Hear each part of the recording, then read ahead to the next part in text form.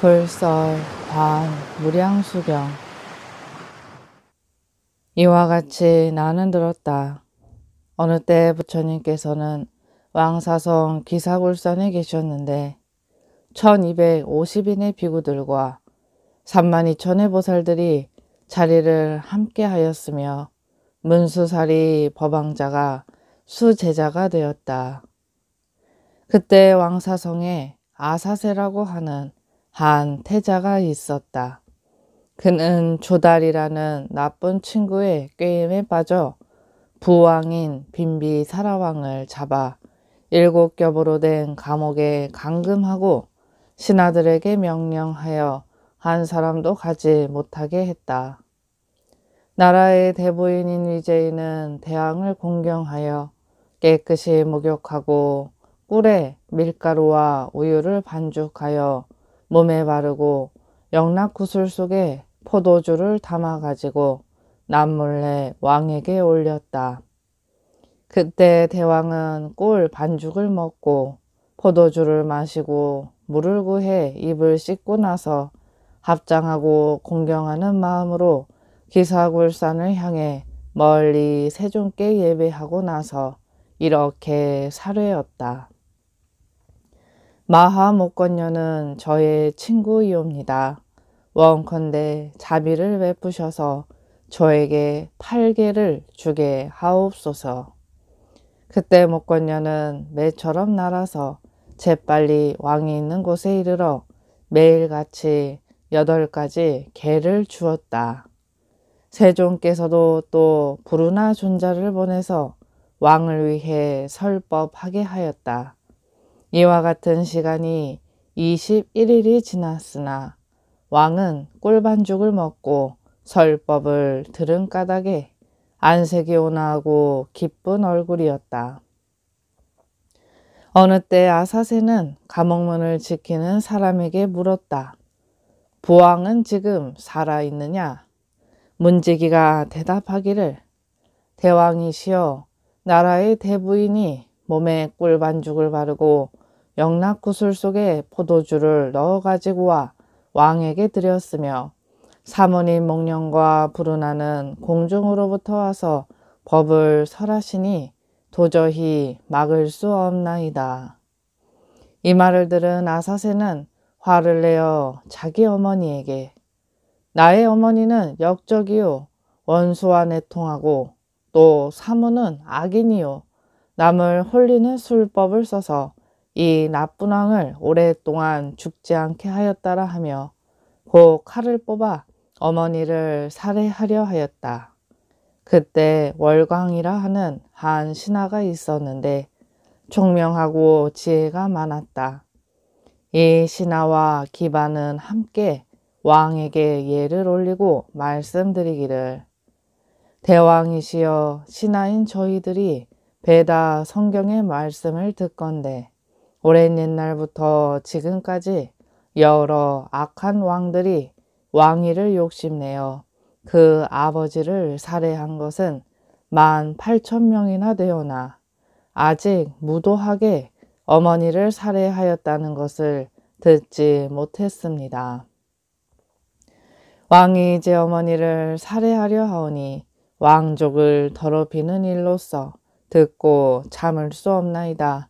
이것은 천한 백정의 지시오니 여기 더 머물러 있을 수 없나이다 라고 말을 마치고 두 신하는 손으로 칼을 만지면서 몇 걸음 뒤로 물러서니 그때 아사세는 놀라고 두려워서 기바에게 말하기를 그대는 나를 도와주지 않겠는가라 하니 기바는 여쭈기를 대왕이여 삼가하여 어머니를 살해하지 마소서.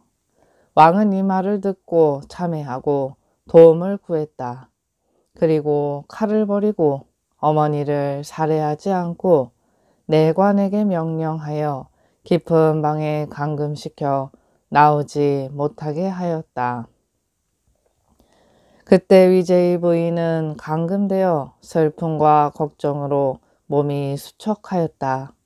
멀리 기사굴산을 향해 부처님께 예배를 올리고 사례기를 부처님이시여 지난날 항상 안한존자를 보내시어 저를 위로하여 주셨습니다.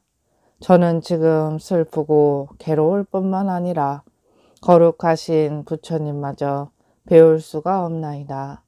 원하옵건대 목련존자와 안한존자를 보내시어 제가 뵐 수 있도록 하여 주시옵소서 라 말하고 나서 슬픔이 복받쳐 눈물을 비처럼 흘리면서 멀리 부처님을 향하여 예배를 올렸다. 그때 위제이가 머리를 들기도 전에 세존께서 기사굴산에 계시면서 위제희가 생각하는 마음을 알고 마하목건영과 아난에게 명령하여 허공으로 날아가도록 하고 부처님께서도 기사굴산으로부터 자취를 감추시어 왕궁에 나타나셨다. 그때 위제이는 예배를 드리고 머리를 들자 서가모니 불께서 자금색으로 된 100가지 법의 연꽃에 계시고 목련존자는 왼쪽에서 안한존자는 오른쪽에서 모시고 재석천과 범천, 사대천왕 등 여러 천인들은 허공에 있어 널리 하늘에 꽃을 뿌리면서 공양 올리며 모셨다.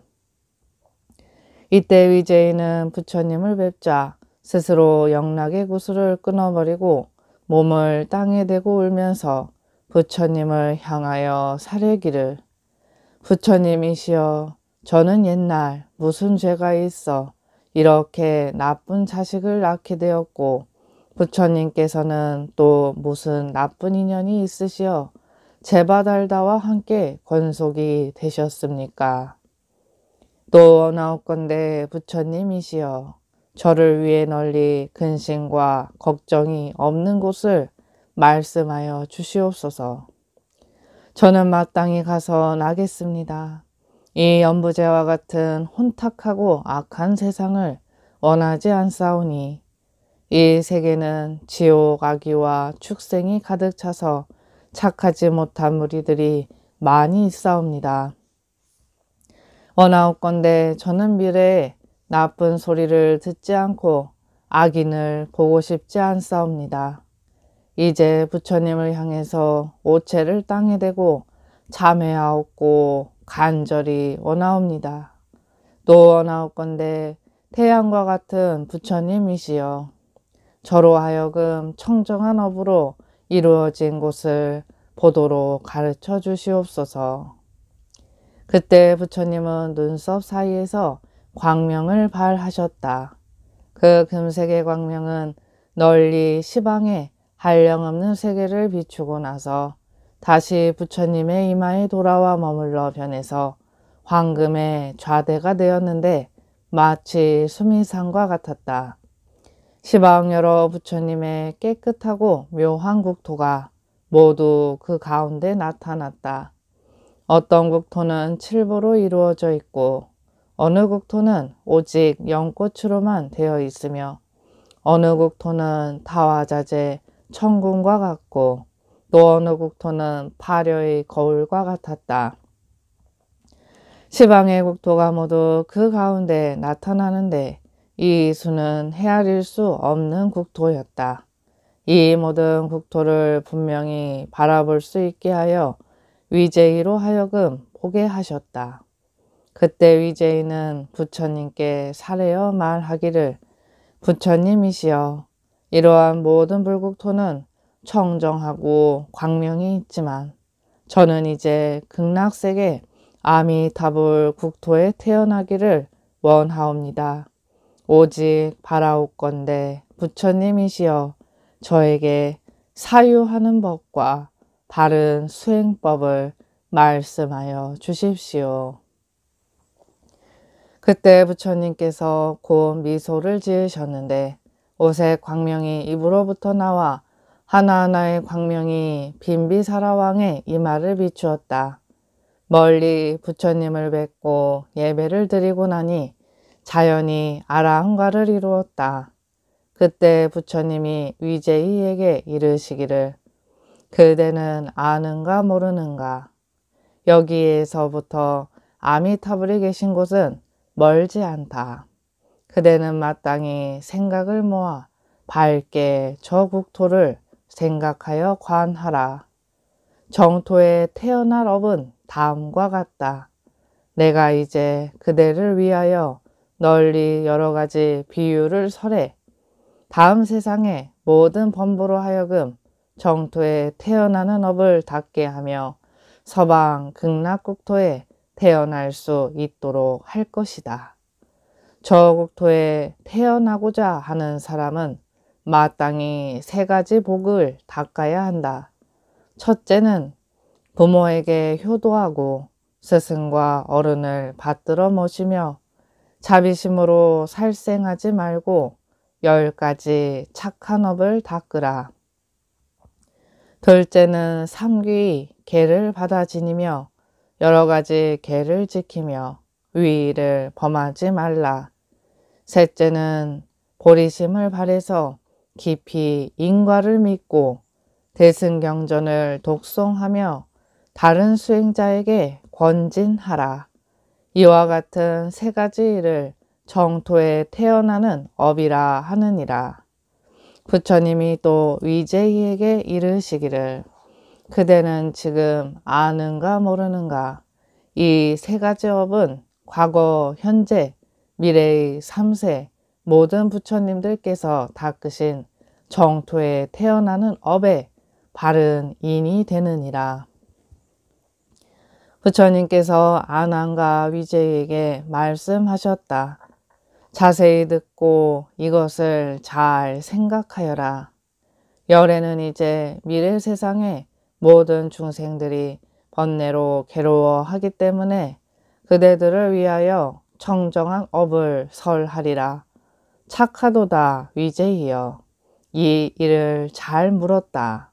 아나나 그대는 마땅히 잘 받아서 널리 많은 중생을 위하여 부처님의 말을 베풀도록 하라. 열애께서 이제 위제이 및 미래 세상의 일체 중생으로 하여금 서방 극락 세계를 생각하여 관하는 것을 가르쳐 주리라. 부처님의 힘과 가르침으로 마땅히 저 청정한 국토를 보는 것이 맑은 거울을 들고 자기 얼굴을 보는 것과 같게 하리라.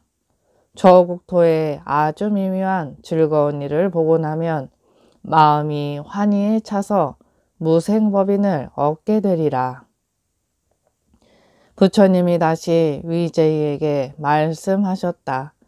그대는 이제 범부로서 마음의 생각이 여리고 얕아 아직 천안통을 얻지 못해 멀리 볼 수가 없다.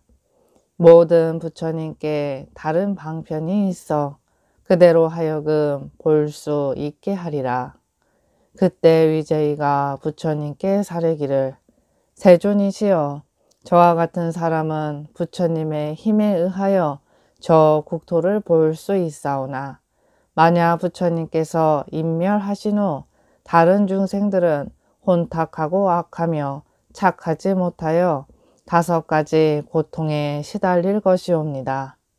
어떻게 해야 그들이 마땅히 아미타불의 극락세계를 볼 수 있겠습니까?